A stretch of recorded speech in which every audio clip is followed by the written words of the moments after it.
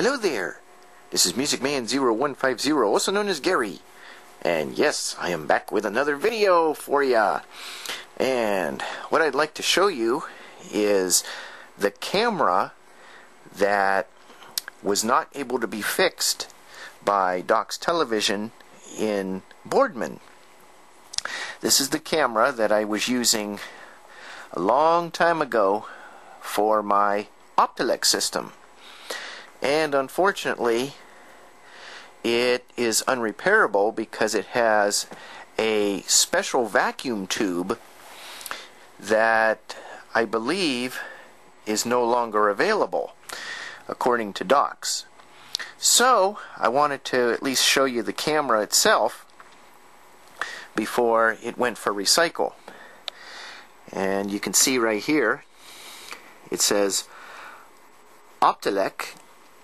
And then there's some other writing on there which is kind of hard to see, but you can also see that there's two big letters on here. The one is an R for reverse, and what that means is with this particular camera, if you're reading text, you can have the text black with a white background, or you can reverse it and have white text with a black background. That's what the R switch is for.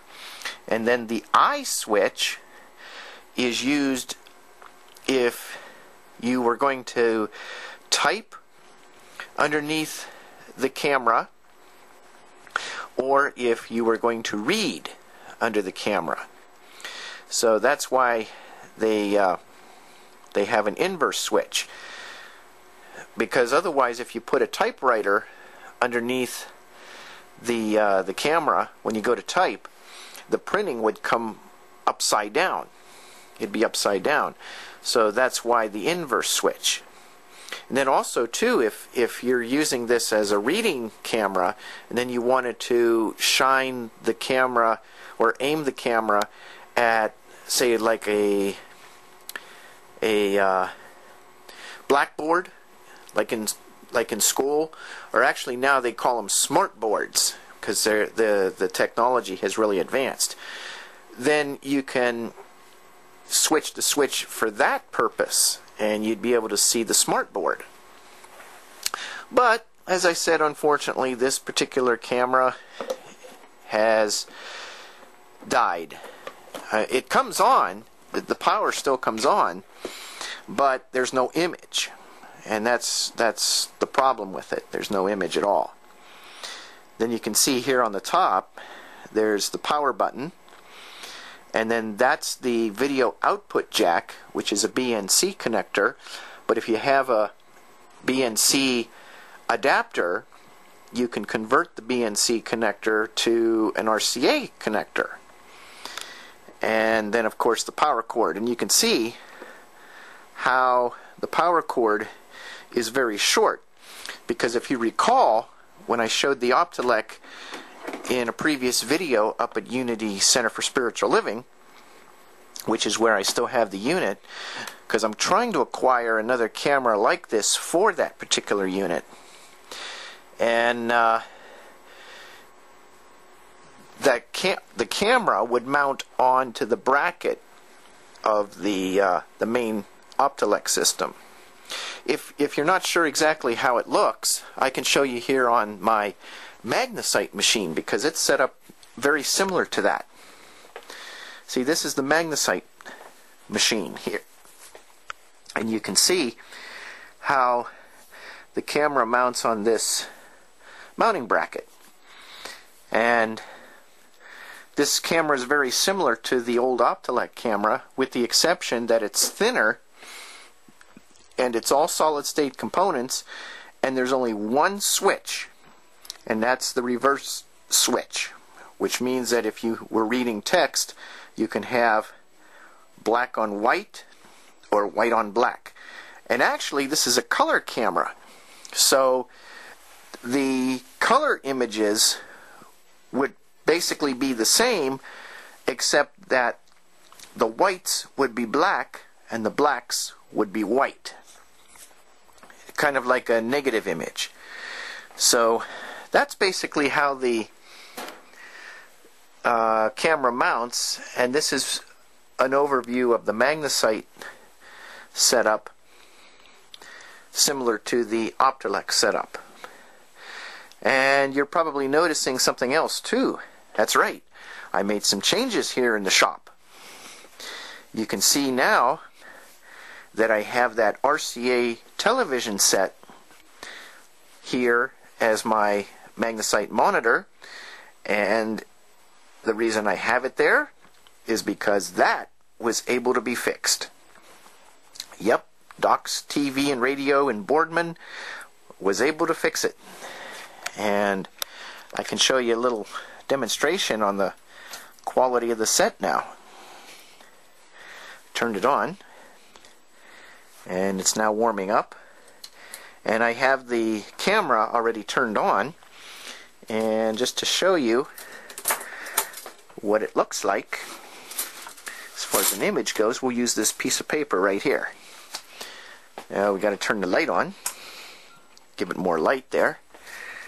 And you've probably seen this before. When I was working on a computer, you've seen the setup before. But this is another overview of the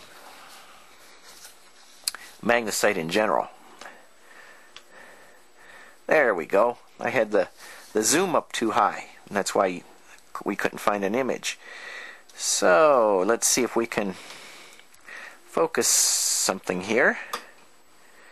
There we go. And now you can see how clear that image is on the screen. And if I flip the switch, as described, now you can see how the white is black and the black is white, but all the colors are still the same. See how the green is still green? Now watch when I flip the switch again. See? The green, it doesn't change. Just the white and the black change, which makes it nice, because then it doesn't throw the color scheme off. It just reverses the white and the black for easier viewing. So that's really neat. And just to show you some of the features of this TV itself, you can see down here the control panel. This is actually supposed to have a door on the front. I have it, I just don't know what box it's in right now, so that's why it's not put on. But this gives you an opportunity to see the control panel, and you can see the controls. We have the black level, color, tint, and picture. And then that hole is another adjustment for RGB contrast. That's if you're using this as a computer monitor. And then you have the RGB video switch or button, and then the headphone jack. And then these are the common user controls for volume, channel, and video source. And when it's in video source, you can see the red P. And I don't know why they used P. I guess that's another way for power. That's an indication, I guess, for power. You know, when the set is on. And then if you push this switch here, the RGB switch, see, now the image went away, but over here closer to the power switch there's an RGB indicator, and that lights up. So that tells you that the monitor is now in RGB mode. When you take it off of RGB, see, then the light goes out and you're back in standard video mode. And then of course there's the power. Now if we switch this from video to TV, now you can see that the display shows the common channel numbers. And this is the first of digital display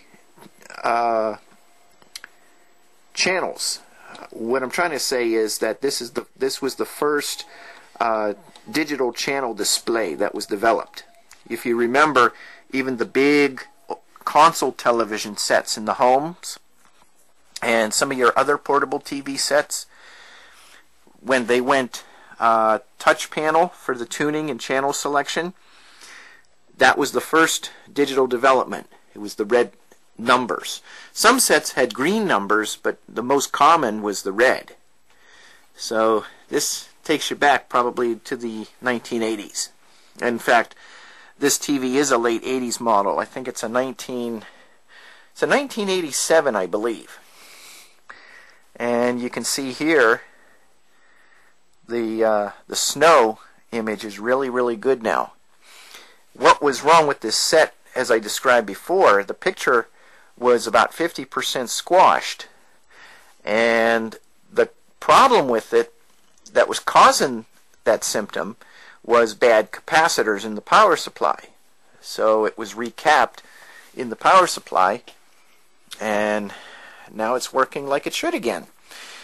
Now, it's set to the cable system, so on the back there's a switch that you switch from cable to antenna. So now I have it on antenna, and some of these old sets too, when you go to switch the switch from cable to antenna, it goes back to channel 2 for some reason. Or maybe on some rare occasions, some TVs will go back to channel 3. And there's a telephone, so hang on a second and I'll be right back. Okay, I'm back now. Had to take that phone call there. But anyway, getting back to the TV now. I was going to show you the reception on it, but I had to switch it to antenna first because there's no cable hookup in this particular location of the house. So what makes it nice is if I do want to view an image on this set like you see here, it's a matter of running the television senders that I have. And there you can see I got it on channel 25, and that's even coming in without an antenna on the set itself. So that's what the reception looks like. And then of course on top of that I have the ever popular Hitachi TV.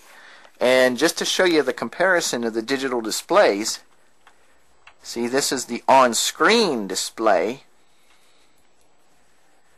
as you can see there. And then down here, again, is the LED display.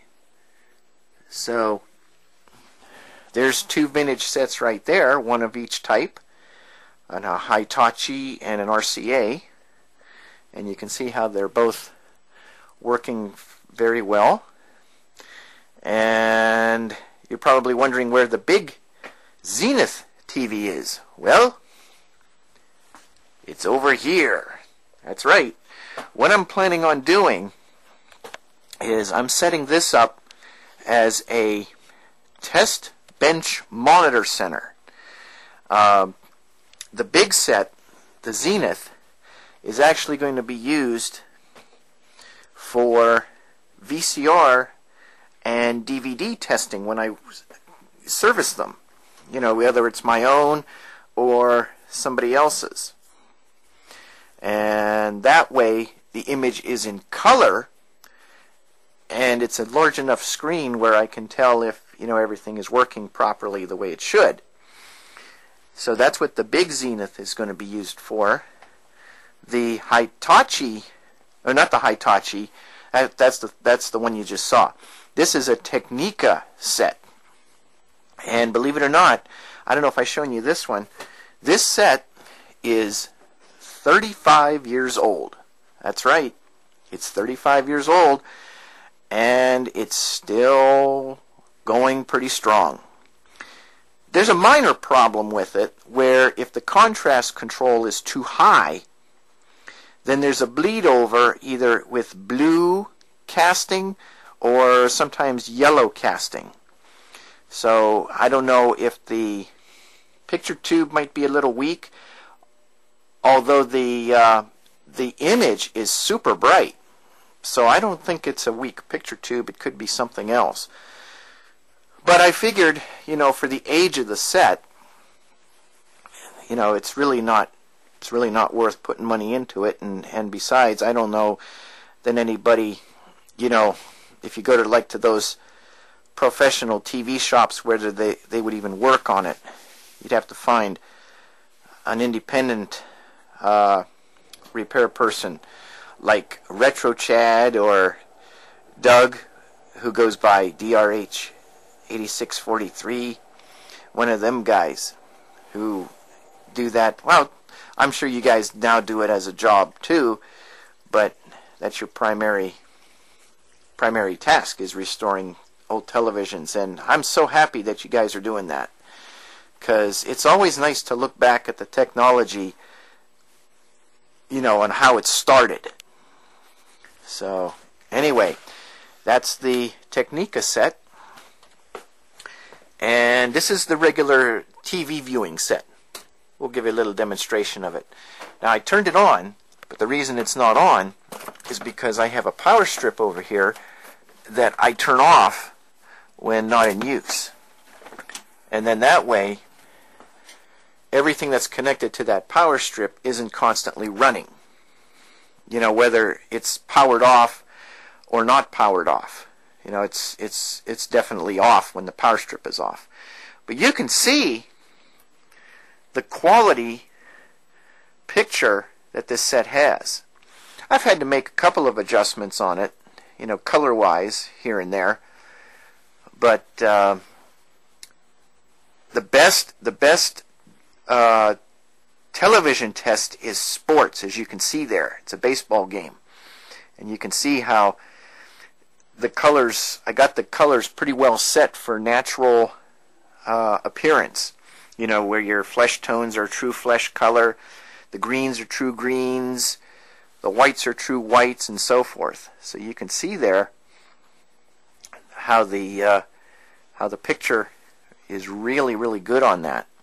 Once in a great while, the picture will black out, and in most cases what I've had to do is either flip the channel selector to kick it back in, or use that automatic color switch and push it in and out a few times. One of these times, though, I do want to open up the set again and give it another thorough inspection and see if I can do any kind of minor cleaning with it, so that I can prolong it even more. And there's also, one time I had this TV apart quite a few years ago. I don't know when it was, but it was quite a few years ago. I had this set apart, and I even had the tuner assembly out, and discovered that there's another control panel underneath the user control panel, which controls the bright, tint, contrast, and color. And what I would like to do is, at some point, I would like to take this set apart, get that control panel out, and with it on, naturally, and being extremely careful so that I don't get shocked, I want to readjust the service controls. So when you push the button in, the color button in, then the colors are natural, just as you see there with the button out. And then that way the button can be in, and the automatic fine-tuning function will be active, because on some rare occasions I have to readjust the fine-tuning because it drifts. I don't know whether it drifts or it's just just readjusting it for viewing preference. But you can see there how real clear that is. I got it pretty well adjusted the way I want it, for natural viewing. And you think that TV is unique. Look at the one up above it. And this is another rare set. And this one is, let me look with the naked eye a second. Yeah, this is an SR solid state TV. And this is a 13-inch color set.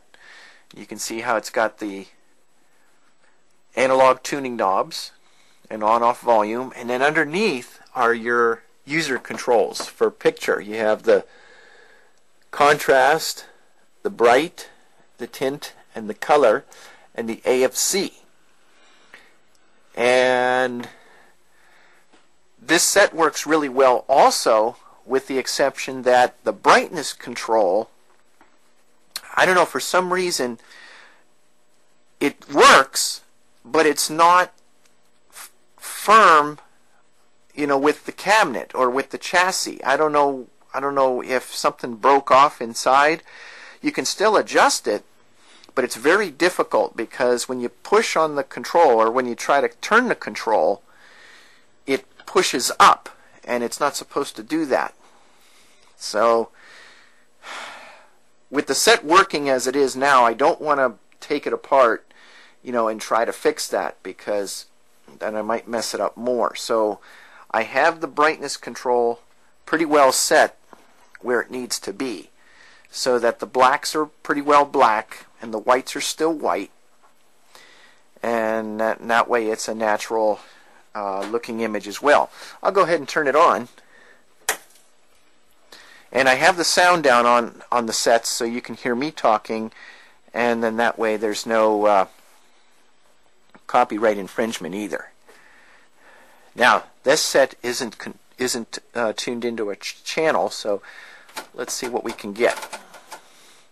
Now this one is primarily for viewing the video senders. So as you can see there, it's through the senders that I have. Tell you what I'm going to do. That channel 25 has a DVD in it. So let's go over here to the big set. We'll activate this one. And let's see what's on this DVD. And then I can really show you the display of the TVs in the shop there.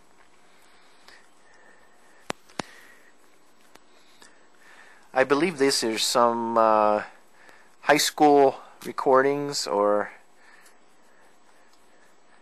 some sport activities. Let's see what we got here. I went to the second one. Oh, I bet you this is the Girard High School Band. Let's see. Oh no, that's fireworks. Okay, that's kind of dark. So what we're going to do is go to the first one. There. Now this should be better to view. I put a long lead on that, so then when I go to make a good video of it, you'll be able to see it better. And this is actually, oh, these are some of my old YouTube videos that have been uploaded. And so you can see the display here is real clear. Let me see if I can go to a... Whoops, wait a minute, I'm hitting the wrong buttons here.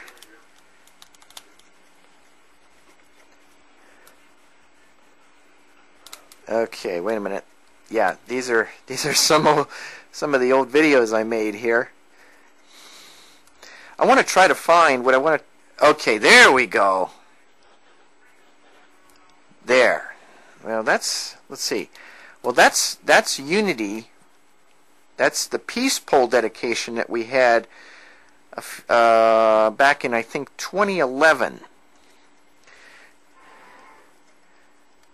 That's what that is.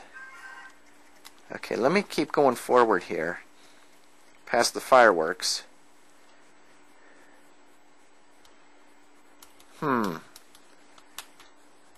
Should have something on here that would give a nice demonstration of the TV sets. Okay, Here we go. Here we go. I think this will work. Looks like a parade's going to come up. Yeah, now this is good. This is good here. Okay, so we'll go ahead and turn this set off. And you can hear the sound on this one, so let me turn this down. There we go. Okay, there. Now, you can see, here's the Hitachi TV, and that display, that's just the DVD showing the chapter marking and the time element. But you can see the picture on the Hitachi. There's the picture on the RCA. This is what I wanted to show you too. Now, it's a little dark, so let's see if we can, contrast is up all the way. Brightness, yeah, we could turn the brightness up a little bit, but you can see how the RCA actually brings in the picture a little bit darker than the Hitachi, and the white balance is off a little bit too. Let's see, maybe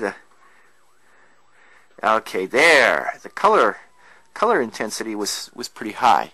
See, what I like to try to do too is when I have sets next to each other, like you see here, I like to try to match.